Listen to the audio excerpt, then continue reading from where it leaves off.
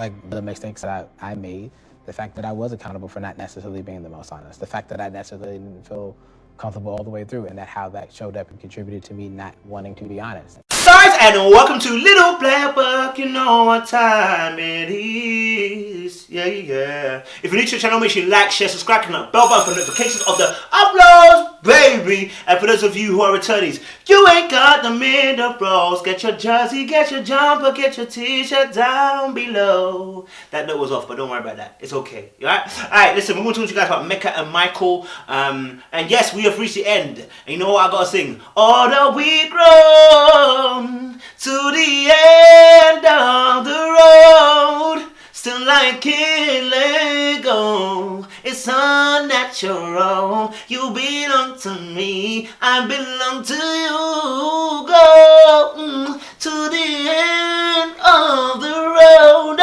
till I can't let go. That note was off, but anyway, listen, boom, listen, let's get into this. Alright, cool. So, yes, Michael and Meka, I said it from the beginning, they should be together, and they're what? Not together. We like it. Overall, there's just been way too much deception. There's so many things that I'm unsure about. You must think before you do. Don't do before you think. I should be thinking about what you're going to do. Listen, alright, here's the thing. So, the first thing I noticed, obviously, as always, is proximity. These two cannot sit next together, ever. It just seems like they're never going to sit next to each other. They sit on opposite sides of the chair. Nobody wants to get close. Everybody's hocking their armrest. It is what it is, okay? That just lets us know that they are not in that good place. Although Meka says, you know, they feel like they're in a better place, they're not in a good place, yeah? Because they've never been able to feel comfortable in each other's presence. All right, cool. You know, they were, you know, Meka was talking about in the beginning about the dishonesty that Michael has displayed. What was interesting was at the moment she started talking about the dishonesty, his head dropped. I mean, I think for me, there's so much that I don't know. Like, I don't even know if I would know where to start. Now, I genuinely believe that he is sorry for his behaviors, but he can't stop doing what he's doing. And I definitely think that he knows that what he's doing is wrong, but he still can't stop doing what he's doing. If that's the case, he needs therapy. You know, because the behaviors that he's displaying are not one that are beneficial for a marriage. Do you understand? And they're not beneficial for him.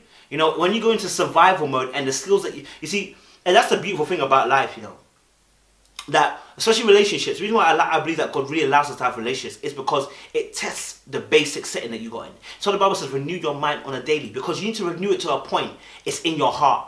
Like when you step on my toes, my first initial reaction shouldn't be to step on your toes.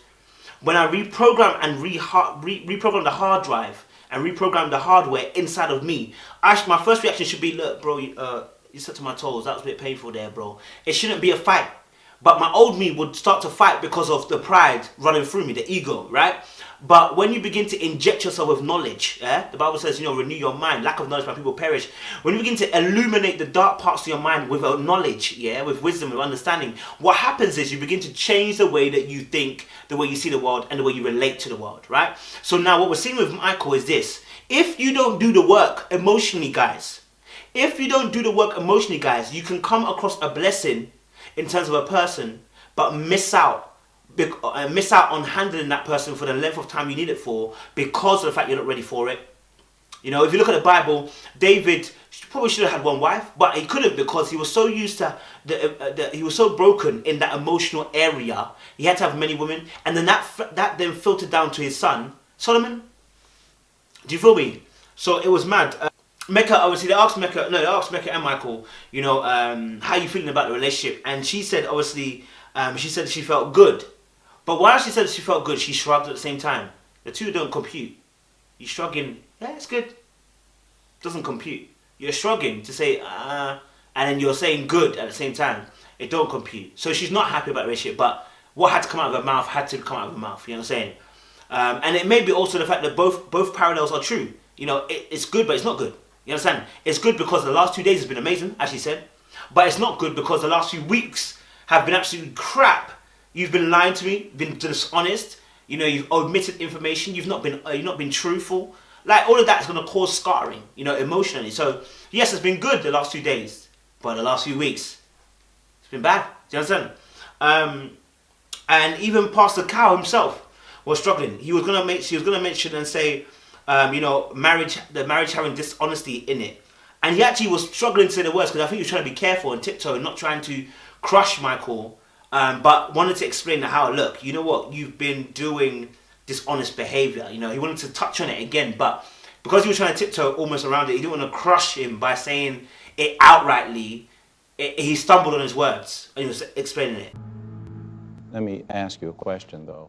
Do you feel as though that lying, you just be straight with me, do you feel as though lying has become sort of a habit for you? As he was explaining it, you just see that Michael goes into his famous hand signal where his two fingers meet, you know, and he's sitting there like, you know, almost like a therapist, you know what I mean? And we've seen that throughout the whole season, that finger touching thing that he does. You know, when he starts to feel like he's being spoken to, where he has to literally listen for a period of time, where it's going to be about him and his negative behaviors. That's when that comes about. We've seen it when he was on the sofas, the many talks he's had with Meka on there. As soon as he comes to a conversation and it's about him, fingers in the lock. And maybe that's his way of just being able to dispel that anger and the frustration that he feels being under attack. Because when you're under criticism, it's not easy, you know.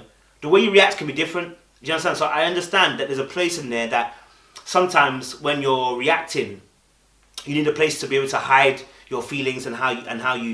Do you know what I mean? So it's interesting when he was talking about his behavior, because he doesn't outright say he was lying. It's the same thing that he does when he talks to his sister. He never admits to actually lying. And here's why. Look, as human beings, the Bible says that he's given us the law. The law is there to let us know how bad we were, right? How bad we were. Now, when you get to know that you're bad, you know, you then obviously can then address it because you've been made aware. Here's the thing. But nobody wants to be labeled a liar, a cheat, a fornicator, an adulterer, an idol worshipper. No, we don't want to hear those direct words. They're very harsh. And they link to the Old Testament. They link to the law. And when we think of the law, we think of being punished. So what we try to do is like, I'm not that bad. I'm not bad enough to be punished. No. I didn't lie. I omitted. No, you lied. Straight with me. Do you feel as though lying has become sort of a habit for you? No. What I would say about that is this. Omitting is still lying. Yeah, omitting is still lying because you didn't tell the full truth or being economical with the truth. You're still lying. You know, we put it omitting because it makes it sound better. People can receive it if they say omitting. Do you get it? So nobody likes labels. We get scared because we think to ourselves, people will judge, and those labels come with judgment. That's the reason why. Yeah, like I said, a criminal gets punished because of the fact he committed the crime. Well, in this case, when you're labeled, there's judgment coming. So nobody wants to label himself as a liar. You understand? Even though he is a liar. As much as he said, I admitted it, or I twisted certain truth. No, bro, you lied. Yeah, if you say you made 50k and you actually made 40k, don't matter how you twisted it, you lied. I was only 10k. No, you lied. And that's it. Point blank, another way. You know, he said obviously that it felt hard to trust. You know, he found it hard to trust women in the past. Obviously, you know, so that's what made him caused him to react the way he did by omitting information from day to day. He didn't feel like he trusted his wife to that level, right? And listen, don't get twisted. I have not trusted women before. Like, don't get twisted all the way. But it's never caused me to lie. You understand? To lie. You understand? It's not caused me to lie. If I lie, it's because I want to lie and get away with something. That's the whole point why I lie.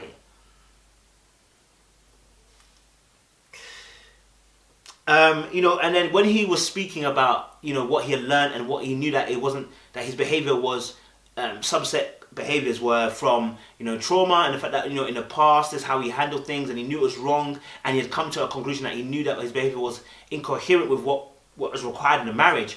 Then you see Meka turn around to her and she's smiling, and not in an evil way or anything like that. She's smiling almost like in a proud way, like. I said that 100 times. I understand that. I appreciate that. I appreciate what you just said. You know what? This is what I wanted to hear for such a long time. This is what I've been waiting for. The accountability. Yeah? Accountability, you know, not just the I'm sorry, but actually explaining where you went wrong. Because that shows me that you've learned. That shows me that you know what you're talking about. And not just saying it because I want to hear it. Do you know what I mean? So that was interesting as well.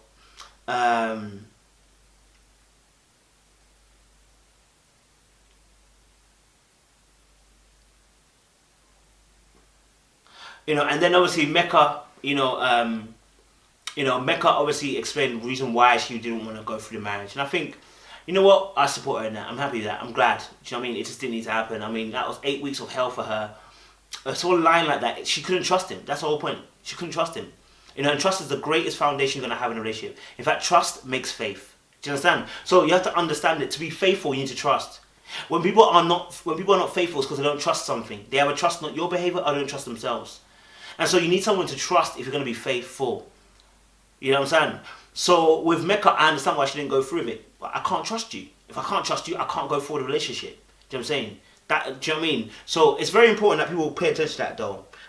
You know, it was interesting because when Pastor Carl was faced, yeah, when Michael said, I don't believe in divorce, and Pascal was like, listen, brother, you need to think about this one, bro. This is not going to be, we're not going back on this. We're not going to allow you to go any other way. You're going to have a divorce. Just that, like, bro, like it's almost like his face was saying, listen, bro, I don't care what you think.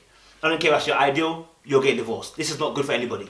So yeah, yeah, I mean, I appreciate the fact that he was accountable. Even Meka, she left the place. Once she hugged the expert, she was out there. She was gone. My girl said, listen, freedom, freedom, freedom, freedom, freedom. Anyway, guys, listen, make sure you like, share, subscribe, click on that bell button for notification of the uploads, baby. And watch out for the reunion that's going to come on Wednesday. I appreciate you guys. Hey, make sure you check out other videos as well. Remember, think before you do. Don't do before you think. Or you'll be thinking about what you got to do. Appreciate you guys. Hey, hey.